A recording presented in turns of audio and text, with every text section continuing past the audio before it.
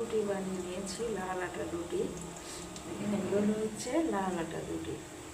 রুটিগুলো বানিয়ে এখন হচ্ছে এই তো মিষ্টি কুমড়া ভাজি করবো।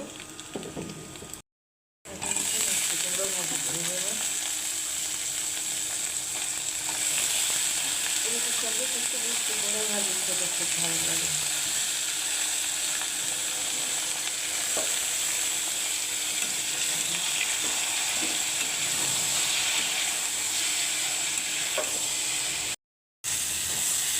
ভাজি হয়ে গেল, রুটির সঙ্গে মিষ্টি কুমড়া ভাজি।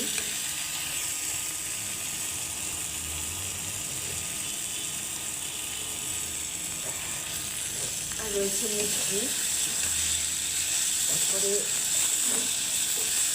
আছে একটু মাংসের ঝোল, সব মিলাই আর কি হয়ে গেল সকালে।